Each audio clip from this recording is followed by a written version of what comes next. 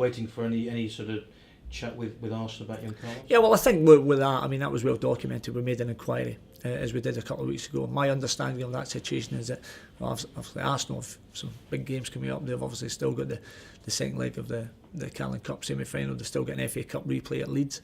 So I would think, and there will be other interest for a quality player.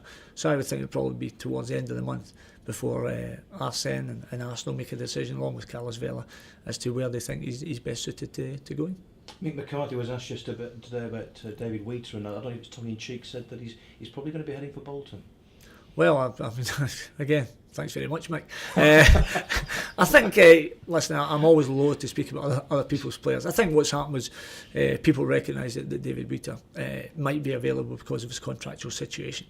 They've probably looked and realised that Bolton, as they stand, only have two centre-halves in Zach Knight and Gary Coyle. Sam Ricketts has played for us there and did very well in that position, but Sam obviously operates at right back. So I think people have looked at our numbers, put two and two together, and that's why they've come up with it.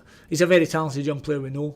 He's 23 years of age. He's already shown in the Premier League that he can acquit himself at a very high level, and I think that's where all the speculation comes from. Some might also put two and two together and think that might be a bit of insurance in case Gary Cahill goes, but no, I can assure them that that's not the case. I mean, I sit here very comfortable in that I have not had any dialogue with any other Barclays Premier League club or out with that regarding Gary Cahill's situation. I've said before, I mean, Gary Cahill for me is a top performer, capable, I believe, of playing for any of the top clubs.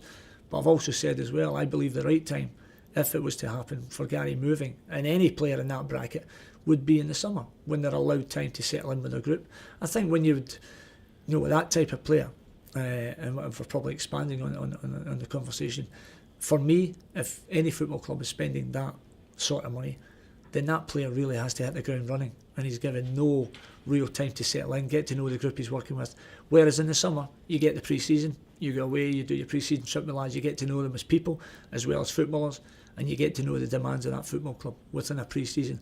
And for me, that would be the perfect time for any huge name to join any football club. And I guess he's a name you actually want to build the club around rather than let go. Yeah, of course. I mean, again, he's out with his footballing abilities. He really is a top lad. He's a fantastic man. But I also have to give balance to that and recognise as well that there will come a time that type of player sometimes will outgrow your football club.